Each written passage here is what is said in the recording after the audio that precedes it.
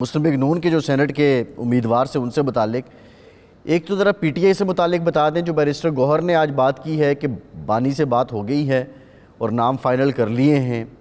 اگر نام فائنل ہو گئے ہیں تو پھر یہ پنجاب والے کس تناظر میں اجلاس کر رہے ہیں؟ زلفی بخاری کا نام کیسے سامنے آ رہا ہے؟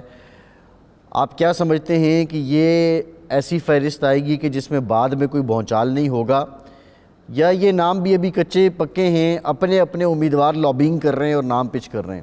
نہیں، جو بانی پی ٹی آئی ہیں ان سے جو مشاورت سے جو نام آئے ہیں بیرسٹر گوہر نے اعلان کیا ہے، وہ آفیشلی تو پی ٹی آئی کی جانب سے وہی نام ہوں گے سینٹ کے لیے.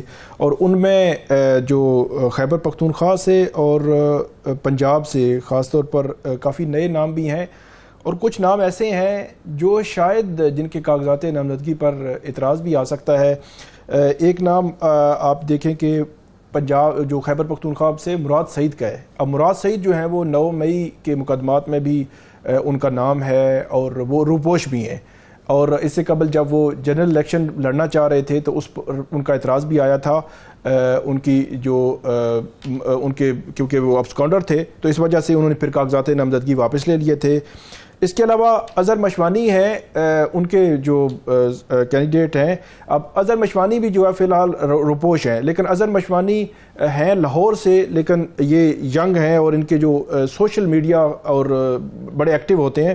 ان کا نام ہے. اس کے علاوہ صنم جاوید ہیں، وہ اس وقت آپ کو پتہ ہے کہ وہ جیل میں ہے. ان کا نام بھی خواتین کی جو نشست ہے پنجاب سے اس میں آیا ہے. یاسمین راشد ہیں ٹیکنوکریٹ سیٹ پہ پنجاب میں. اس طرح حامد خان ہے. حامد خان بڑے سینئر قانون دان ہیں اور پی ٹی آئی کی جو لیگل ٹیم ہے اس کے ہیڈ بھی ہیں. اور حامد خان جو ہے یہ بڑے شروع سے عمران خان صاحب کے ساتھ ہیں، پی ٹی آئی کے ساتھ ہیں. درمیان میں کافی اختلافات بھی ہوئے، بلکہ جب حکومت تھی پی ٹی آئی کی تو اس وقت یہ ساتھ نہیں تھے، لیکن جب مشکل وقت آیا تو یہ اس وقت سے آنورڈ آ رہے ہیں. حامد خان صاحب کا نام اس میں خاص طور پر آیا ہے. اور کچھ خواتین ہیں تو یہ پی ٹی آئی کے عمر سرفراز چیمہ ہے جو سابق گورنر پنجاب، ان کی کاغذات نامزدگی بھی جمع ہوئے ہیں. عمر سرفراز چیمہ بھی جو ہے وہ جیل میں ہیں. لیکن اس میں مسئلہ یہ ہے کہ موسٹلی کچھ روپوش ہیں، کچھ جیلوں میں ہیں، اور کچھ جو ہے وہ جن کو ٹکٹس دیے گئے ہیں میرا خیال میں ہو سکتا ہے ان کو منظور بھی نہ ہوں، ان کے کاغذات نامزدگی بھی منظور نہ ہو، ویسے بھی ہو سکتا ہے منظور نہ ہو، تو ان کے لیے جو ہے وہ مسائل پیدا ہو سکتے ہیں. لیکن یہ جو نام میں نے آپ کو بتائے ہیں یہ ان میں سے آلموسٹ وہ نام ہیں جو بانی پی ٹی آئی ہیں انہوں نے جیل سے ان کی منظوری دی ہے اور بیرسٹر گوہر نے آ کر ان کا اعلان جو ہے وہ کیا ہے. اس کے علاوہ میں ایک دو نام ہیں نون لیگ میں سے ان پہ ضرور جو ہے بات کرنا چاہوں گا. ایک ہے ناصر بٹ صاحب. ناصر بٹ صاحب جو ہے وہ یہ جب جج ویڈیو سکینڈل آیا تھا تو آپ کو یاد ہوگا کہ وہ جو مرحوم جج ہیں ان کے ساتھ جو ویڈیو تھی اس ویڈیو میں ناصر بٹ صاحب نظر آ رہے ہیں. پھر پاناما کا جو سکینڈل تھا اس وقت ہمیں عدالتوں میں نظر آتے تھے. پھر جتنا عرصہ جو ہے وہ لنڈن میں رہے نواز شریف صاحب، وہاں پہ ہر قسم کی جو میٹنگز میں ان کو جو ہے وہ دیکھا جاتا رہا.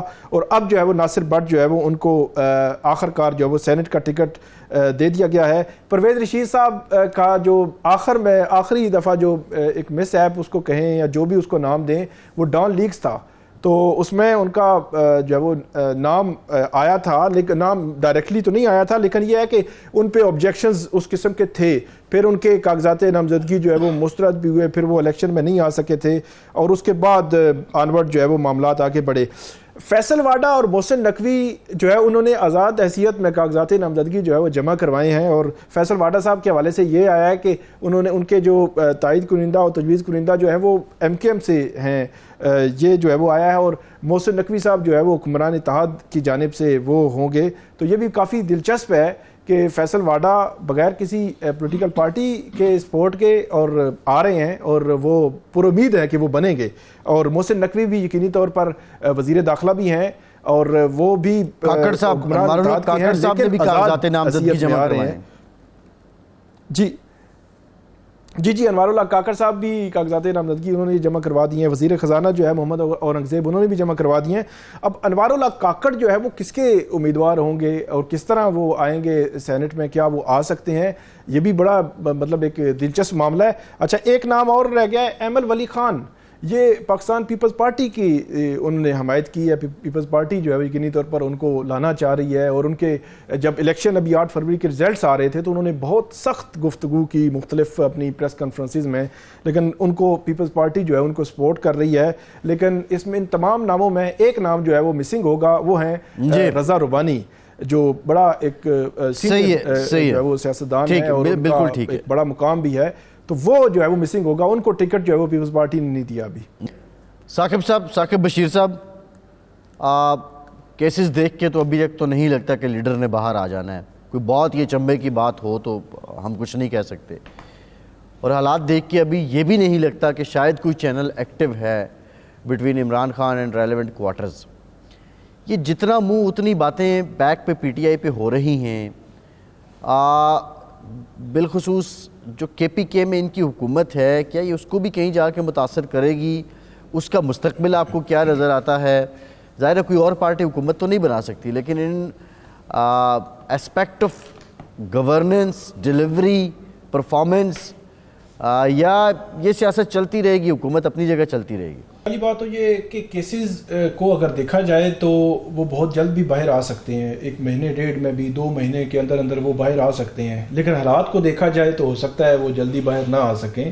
دوسری بات جو آپ نے کی خیبر پختونخوا کی, وہ بالکل متاثر ہو سکتی ہے. اس کی وجہ یہ ہے کہ آج ہی جو عمران خان صاحب ہیں انہوں نے جیل سے جو میڈیا موجود تھا وہاں پہ بیان دیا ہے کہ جو وزیر اعظم ہیں ان سے علی امین گنڈاپور جو ملے ہیں ان کو تصویر نہیں بنوانی چاہیے تھی, اور اس طرح جو ہے وہ جو انہوں نے کیا ہے سارا اس طرح نہیں کرنا چاہیے. تو اس کا مطلب یہ ہوا کہ جس کو بڑا ایک مفاہمت کا پیغام اور جو ہے وہ آگے معاملات جو ہے وہ ٹھیک ہوتے نظر آ رہے ہیں, اس طرح کی بات ہو رہی تھی, تو وہ جو جیل میں بیٹھی لیڈرشپ ہے اس نے اس کو مسترد کر دیا ہے.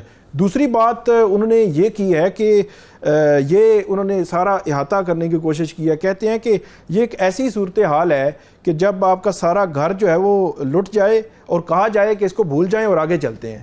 تو انہوں نے کہا حل ایک ہی ہے کہ آڈٹ کروائیں الیکشن کا, جو مینڈیٹ جو ہے چوری ہوا ہے یہ برف تب پگھلے گی, اس کے بغیر یہ برف پگھلنے والی نہیں ہے. اس کا مطلب یہ ہوا کہ جو وہاں سے پیغام آ رہا ہے وہ یہی ہے کہ آپ نے مزاحمت کی سیاست کرنی ہے اور مزاحمتی تحریک چلانی ہے. لیکن باہر اگر دیکھیں تو یہاں ایک بہت بڑی ڈویژن ہے جو پولیٹیکل جو قیادت ہے اس کے درمیان بھی اور وکلا کے درمیان بھی, اور خاص طور پر جو چیئرمین پی ٹی آئی ہیں بیرسٹر گوہر, وہ اپنی اس پارٹی پر ان کی کوئی گرپ نہیں ہے. عمر ایوب صاحب جو ہے وہ ان کی بھی یقینی طور پر اس طرح کی گرپ نہیں ہے. اس وجہ سے ساری چیزیں میڈیا میں ڈسکس ہو رہی ہیں. سنی اتحاد کونسل کے جو سربراہ ہیں حامد رضا صاحب, وہ بھی اس پہ بھی بات کر رہے, اس پہ بھی بڑی سخت انہوں نے موقف لیا. ایک اور بات کہ سنی اتحاد کونسل کے ساتھ جو الحاق ہوا یا ان کی پارٹی میں شامل ہونے کا فیصلہ کس کا تھا, اس پر بھی آج انہوں نے بات کی ہے خان صاحب نے, اور انہوں نے یہ کہا ہے, انہوں نے بات کی ہے کہ سنی اتحاد کونسل میں بھی شامل ہونے کا ہمارا ہی فیصلہ تھا, لیکن ساتھ ساتھ شیرانی گروپ میں بھی اگر ہم شامل ہو جاتے اور MWM میں بھی اور مختلف جگہوں پہ یہ ہم کر لیتے سیٹنگ, تو ہمیں زیادہ جو ہے وہ ہم محفوظ ہوتے. لیکن یہ ہے کہ شیر افضل مروت نے بھی بات ٹھیک کی ہے کہ ہمارا یہ فیصلہ جو ہے وہ ٹھیک ثابت نہیں ہوا. تو یہ ایک عجیب سی ایک کنفیوژن ہے پوری پارٹی کے درمیان. باہر والی جو پارٹی ہے مختلف محاذ ہیں ان کے پاس, مخصوص نشستوں کا ہے, مینڈیٹ چوری ہوا ہے, سینٹ کے الیکشنز میں جو ٹکٹس کی تقسیم ہے, پھر جو ایک نیریٹو ہوتا ہے وہ اس میں, اور جو اندر بیٹھی قیادت ہے وہ یہ کہہ رہی ہے کہ مزاحمت کریں.